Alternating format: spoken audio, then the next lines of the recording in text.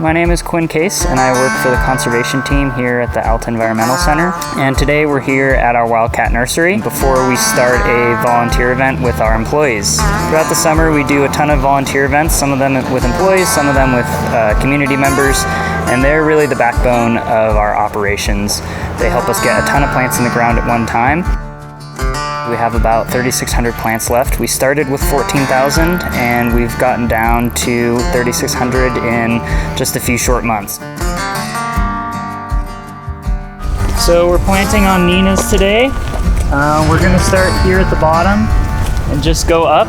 Last year at the beginning of this summer, we came from the top down, so that space is pretty well filled with plants. But now we wanna kind of meet our own work in the middle from the bottom down. It's a 3-acre project, and so we'll put 1,000 plants per acre. So we're doing 3,000 plants on this space. Over a few years at least, you'll really start to see it come back, and that's kind of the exciting part. Eventually, this will all be natural vegetation. Our goal is for it to look that way. It'll take quite a few years, but starting it off with vegetation and giving it biomass to really take off will help a lot. It'll go much quicker with us putting this in than letting it do its thing by itself. So this year we've started using these for pretty much all of our planting. And they're really nice because they're about the same size as the cones that the plants come in. So we can just drive this into the ground to a depth that we like that's about the depth of the plant and make it the width of the cone, and then the plant can just go right in there and it's a perfect little size hole for it.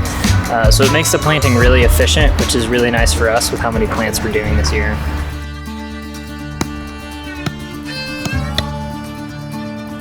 Planting isn't as simple as it would seem. You know, we're working around weather conditions, around where other crews on the mountain are, what kind of road access we have. And so each day kind of looks different. We don't have a set plan of, oh, we'll be here on this date every single time. It's kind of what we can work with. And as you can see on how steep this is, like, we can't work on this when it's wet.